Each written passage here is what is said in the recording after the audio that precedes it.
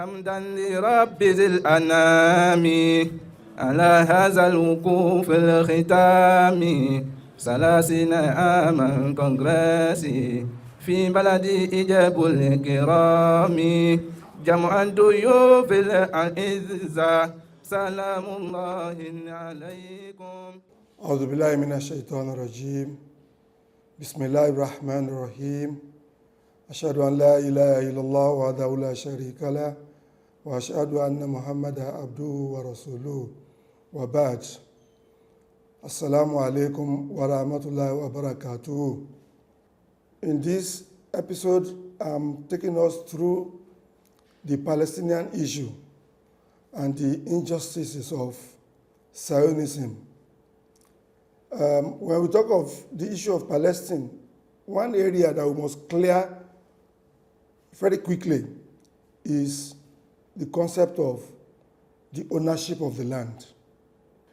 History is being distorted, polluted, and of course, the effort is to ensure that people do not have the correct fact of who owns the land. The land of Palestine was first occupied by the people of Canaan. They call them the Canaanites. The people of Canaan came in strength and they settled there. Then we had the Jebusites also came and settled there. Then the Philistines came. All these three categories of the settlers, they were all Arabs from Iraqi side. They moved, mobilized, migrated, and came to that land. Again, we should recall, whether you call them the Canaanites, the Jebusites, or the Philistines, they were all Arabs in their origin. Pagan Arabs, Arabs of Al-Jahiliyyah, Arabs who knew nothing about divine religion, about the proper concept of God. They do not have it. So Arabs were the first to settle on this land. The Philistines were more powerful than the Canaanites. So they subdued the land wholly. And that's why the land, initially known as Canaanites, became Philistine. And from the word Philistine, Palestine was derived. Now, apart from the original settlers, we had the conquering powers, powers that came from outside to conquer the people who were already on the land. We had the Jews. They came. Whether you read it from the Bible or from the Quran, you will realize, number one, they were extremely disobedient. As a result, when they were asked to come, they told their prophets, alayhi salatu wasalam, they told Musa, alayhi salatu wasalam, you and your Lord, go forth. We will sit down here. When you have conquered them, then we'll join you. They were not willing to do their duty. So, after them came the Persians. The Persians came and they were able to conquer the land. The Romans came and they subdued the Persians.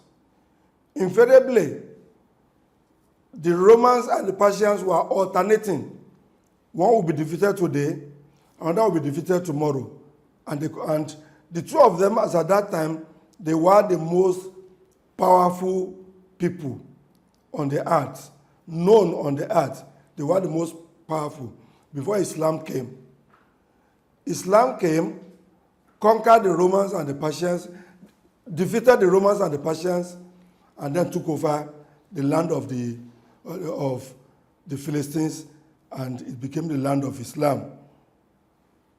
Now, it's already very clear to us that the Canaanites, the Philistines, the Jebusites, all of them were migrating Arabs, and they settled. Now, the conquerors came.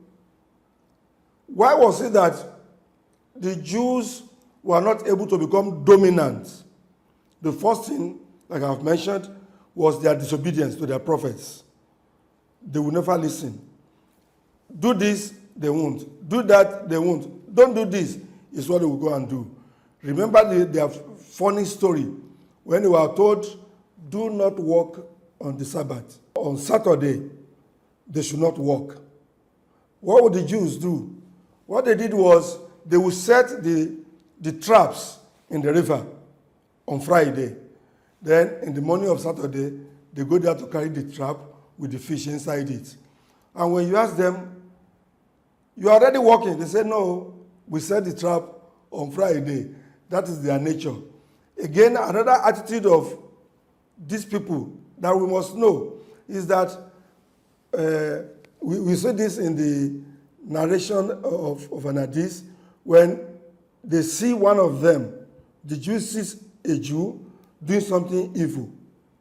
He will say, don't do it again. This is forbidden. He is coming back and he meets his colleague there again. He will sit down and watch what he is doing. The first time he warned him. Now the second time, he will watch. He goes away. When he's coming back the third time and the man is still doing that wrong thing, he will join him. The two of them, they'll be doing it together. So this has been the nature of the Jews. Number 3, it was impossible for them to conquer the original inhabitants because if you are not a Jew, you cannot practice Judaism. That makes Judaism forbidden for the remnants of the Canaanites, the Jebusites, and the Philistines. They could not practice the religion of the Jew. You have to be a Jew by birth before you can practice that religion. The Persians, they came, they conquered the land, but they could not absorb the people because they were Zoroastrians. They worship fire. And it was difficult convincing the original inhabitants to come and worship fire. So they could not absorb them. Then came the Romans. The problem with the Romans was, number 1, they were very tyrannical. Their tyranny was extreme. The people became slave workers. Even though they were not formally declared as slaves, but they were slave workers. They work, the Romans would take away the profits. So that was a big problem. Number 2, the Romans banished the Jews from the land completely. They did not want to see them on that land. They drove them away. Now, when Islam came, Islam met the people, the Canaanites, the Jebusites, the Philistines, the remnants of the Jews, the Persians, and the Romans. All of them were there. Islam came, conquered the land. And people were looking, what will make this one different? Islam was introduced to them. Now, Islam has what is called the Pax Islamica, or the Pax Islamic. Simply, the concept in Arabic that we call Ummah. Ummah. That is community. Once you become a Muslim, with the concept, when you say La ilaha illallah, ashhadu an la ilaha illallah, you have become a Muslim. You have become a member of that community. No privilege is attached to an Arab or an African, a Roman, an European, whatever you may be. Once you say the kalima, you have become a member of the Ummah. And as a result, Islam absorbed all the remnants into Islam.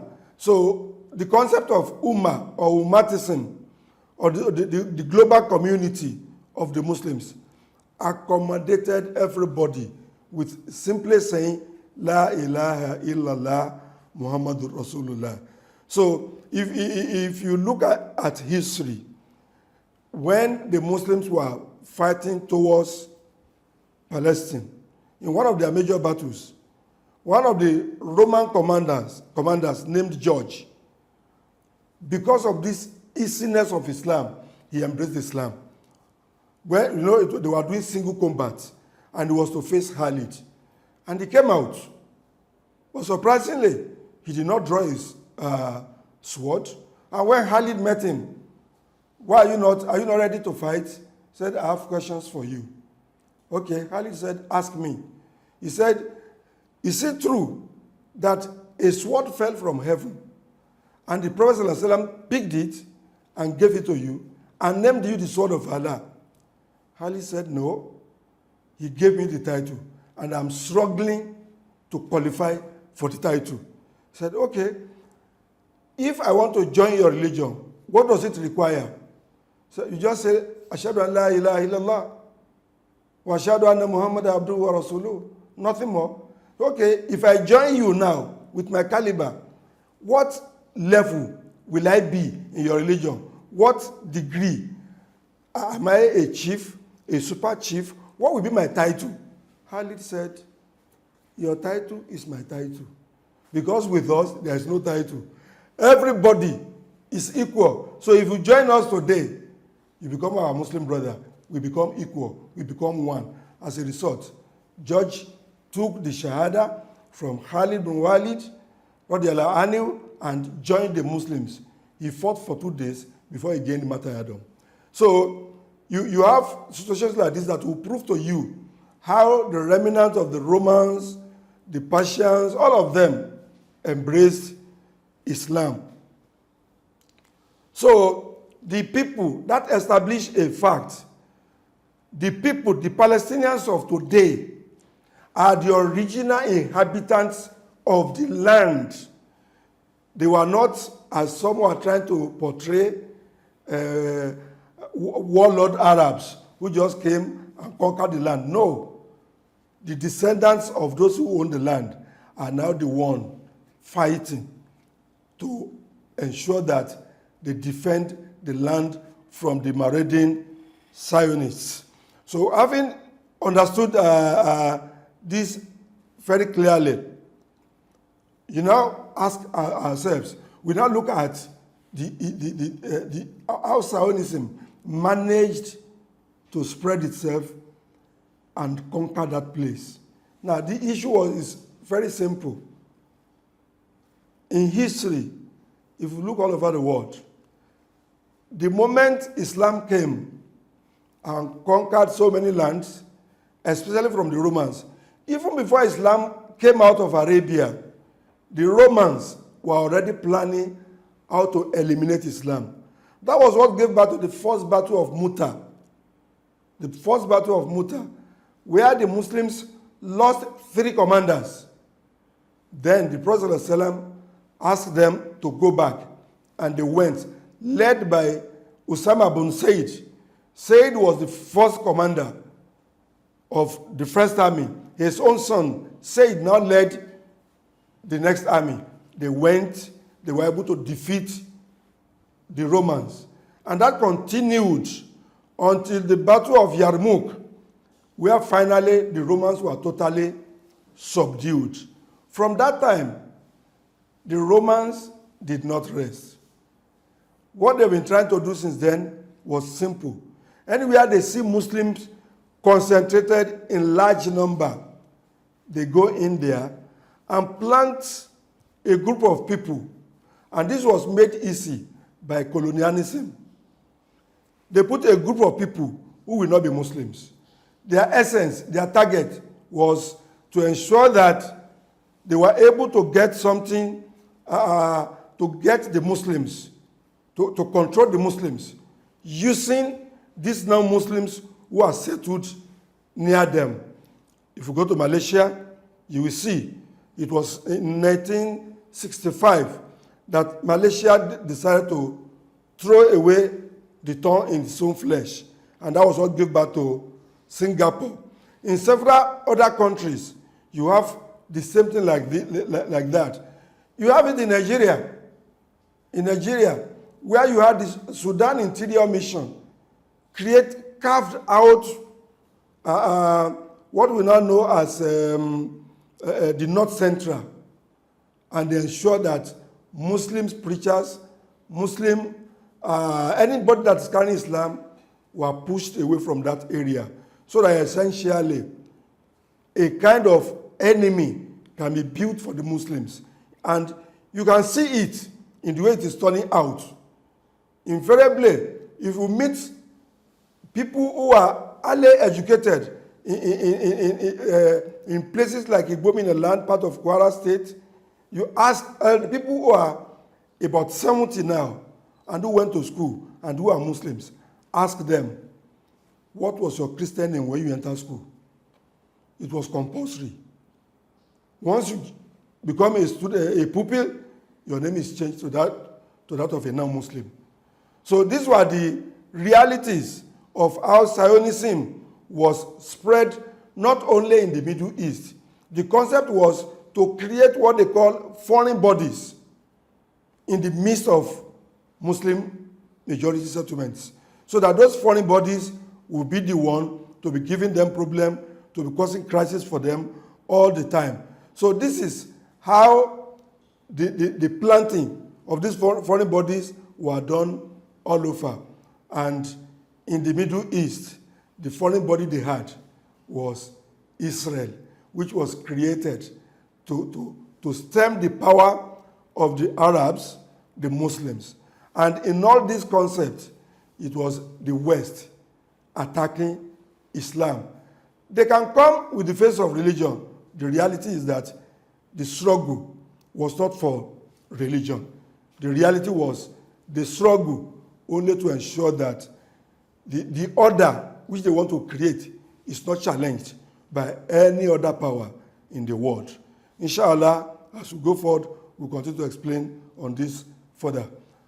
Assalamu alaikum wa rahmatullahi wa barakatuh. ما مثل كنغرس الألام من العلوم والفهوم وجودهم نور للورى إلى ديار النعيم لأن علمهم عملياتهم لشخصهم على المرام وكيف تنكر كونغرسي على انتشار الإسلام قد فقط كونغرسي ما دام على القوام علماء